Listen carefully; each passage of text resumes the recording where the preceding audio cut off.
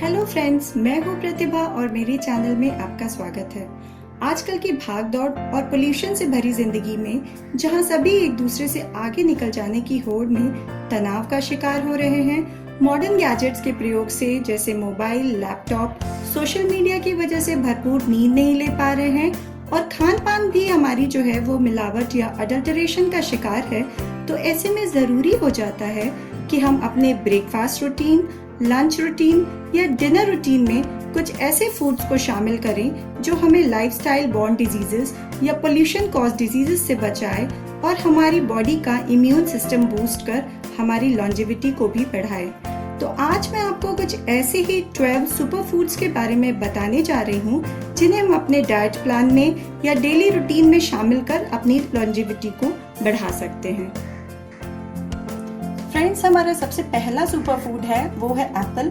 आप सभी ने एक कहावत तो सुनी होगी कि an apple in a day keeps a doctor away. तो सेब में कई सारे एंटीऑक्सीडेंट्स और फ्लेवोनॉइड्स, इसके अलावा फाइबर्स पाए जाते हैं जो कि कैंसर, हाइपरटेंशन और डायबिटीज से हमें बचाते हैं। इसके अलावा जो एज बढ़ती है तो जो हमें भूलने की बीमारियां होने लगती हैं जैसे अल्जाइमर्स या डिमेंशिया, तो सेब इनसे भी हमें बचाता है। इसके अलावा इसमें vitamin C, vitamin B complex, phosphorus, ये सारी चीज़ें भी होती हैं। अब देखिए, जो सेब है वो पूरा ही बहुत ही फायदेमंद है, आप इसको छिलके सहित खा सकते हैं। लेकिन मेरी सलाह आपको ये होगी, क्योंकि आजकल जो है वो सेब में पॉलिश करने के नाम पे इस पे वैक्स की कोटिंग कर देते हैं जिसके कारण इसमें बहुत अच्छी शाइन आ जाती है। तो हमारी सेहत के लिए सबसे अच्छा तो यही होगा कि हम छिलकों का मोह त्याग दें और छिलका उतार के ही खाएं। हाँ, कुछ लोग ऐसे जो कश्मीर या हिमाचल में रहते हैं जिन्हें फ्रेश फ्रूट अवेलेबल है, वो छिलके के साथ कंज्यूम कर सकते हैं। हमारा नेक्स्ट सुपर फूड जो है वो चीज़ है, या उसे कॉटेज चीज़ या पनीर भी कहते हैं। इसमें बहुत सारे न्यूट्रिएंट्स पाए जाते हैं। ये कैल्शियम का एक्सीलेंट सोर्स है जो हमारे बोन्स को मजबूत बनाता है। इसके अलावा इसमें प्रोटीन्स भी अबंडेंस में पाए जाते हैं। ये स्किन को रेडिएंट रखता है और मसल डेवलपमेंट करके फैट लॉस में भी हेल्प करता है। इसके अलावा इसमें बहुत सारे ट्रेस एलिमेंट जैसे magnesium, iron, potassium, sodium, selenium और जिंक भी पाया जाता है। इसको हम सादा भी खा सकते हैं या नमक छिड़क के भी चीज़ खा सकते हैं, चीज़ सैंडविच के रूप में, या चीज़ की जो है वो खीर भी दूध में बहुत अच्छी बनती है तो उसके रूप में भी हम इसको कंज्यूम कर सकते हैं। फ्लैक्स सीड, या इसको हम अलसी भी कहते हैं, इसमें ओमेगा 3 फैटी एसिड्स पाए जाते हैं जिसको हम गुड फैट भी कहते हैं।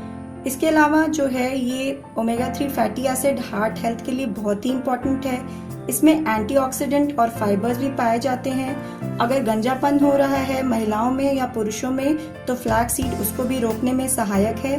डायबिटिक्स के लिए तो ये रामबाण है।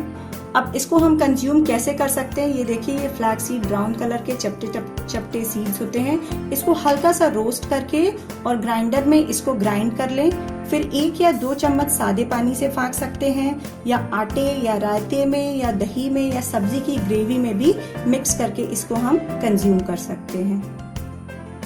लहसुन को भी सुपर फूड्स की कैटेगरी में रखा गया है।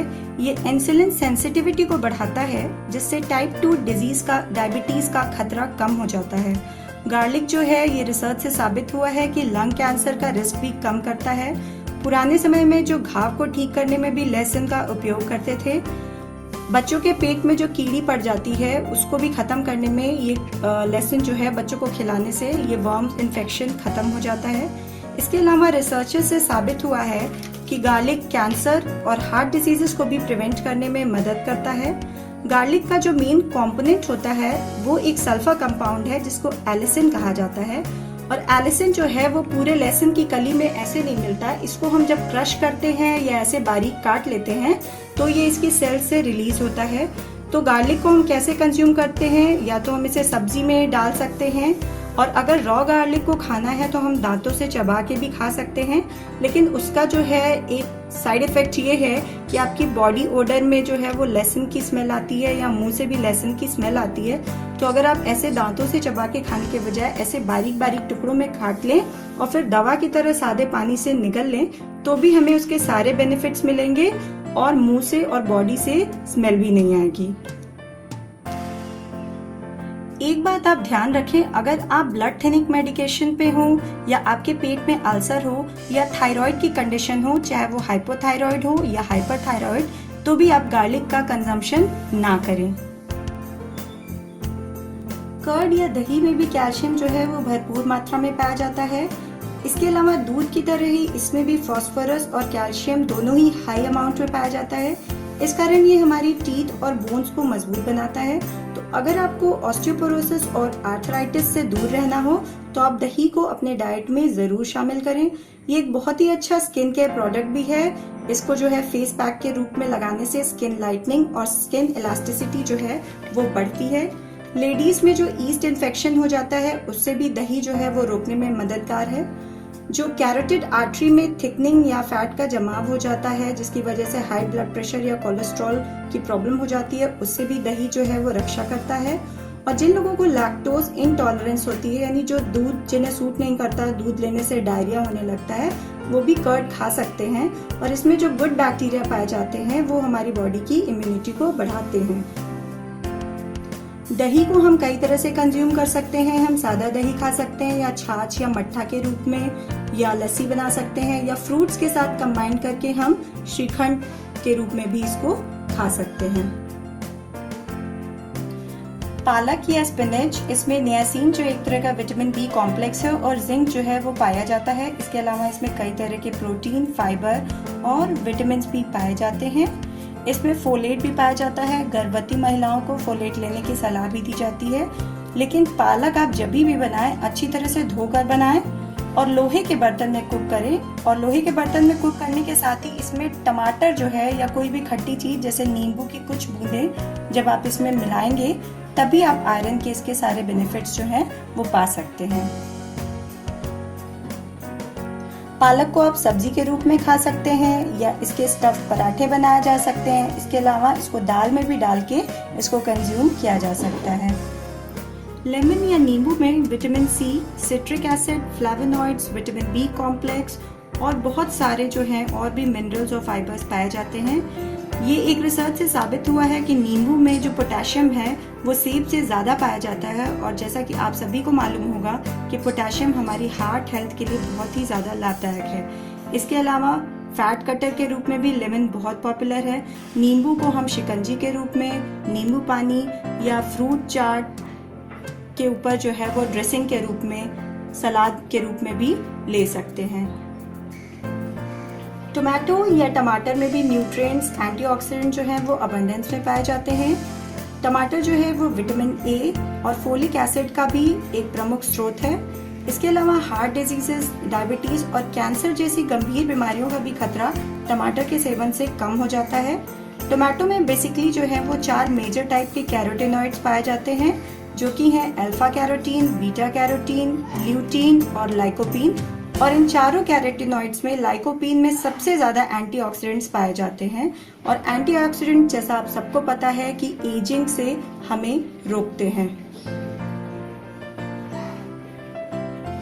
टमाटर को हम विभिन्न तरीके से खा सकते हैं। इसको सब्जी में डाल के खा सकते हैं, सैलेड के रूप में खा सकते हैं, स्प्राउट्स या भेल में भी टमाटर को हम मिला के खा सकते हैं। इसके अलावा सैंडविचेस में भी इसको डाला जा सकता है। ग्रीन टी में भी एंटीऑक्सीडेंट्स और न्यूट्रिएंट्स पाए जाते हैं जिनका बॉडी पे बहुत ही पॉजिटिव इफेक्ट होता है। ये ब्रेन फंक्शन को इम्प्रूव करते हैं। फैट लॉस में भी ग्रीन टी हेल्पफुल है। कैंसर का रिस्क भी ग्रीन टी कम करता है और बालों को झड़ने से रोकता है। जापानीज जो हैं वो ग्रीन टी का सेवन काफ़ी ज़्यादा करते हैं जिससे वहाँ के लोगों की जो लाइफ स्पैन है या लॉन्जेविटी है वो ज़्यादा है। लेकिन एक बात ग्रीन टी को सेवन करने से पहले ध्यान में रखें कि जिन लोगों को भी लो हीमोग्लोबिन की प्रॉब्लम है या एनीमिक है उन्हें ग्रीन टी का सेवन नहीं करना चाहिए क्योंकि ग्रीन टी जो है वो आयरन के एब्जॉर्प्शन को कम करता है।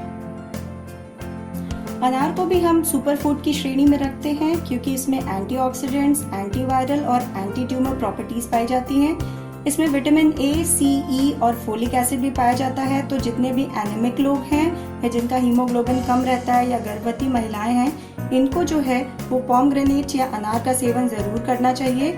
एक रिसर्च में पाया गया है कि ग्रीन टी के मुकाबले अनार में 3 गुना ज्यादा एंटीऑक्सीडेंट्स पाए जाते हैं। और जो लोग ग्रीन टी नहीं ले सकते वे अपनी डाइट रूटीन में या डाइट प्लान में अनार को जरूर शामिल करें। अनार का जूस जो है वो ब्लड शुगर लेवल को कंट्रोल करता है। इसके अलावा डायरिया या डिसेंट्री होने पर भी डॉक्टर अनार के जूस का ही सेवन करने की सलाह देते हैं।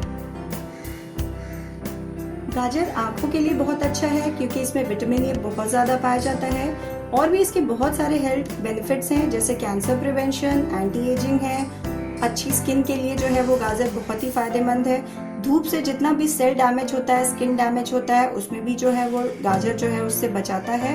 हार्ट डिजीज से भी हमें बचाता है क्योंकि इसमें कैरोटीनॉइड्स बहुत ज़्यादा पाए जाते हैं। इसमें लाइकोपीन को छोड़ के बाकी तीनों कैरोटीनॉइड्स पाए जाते हैं।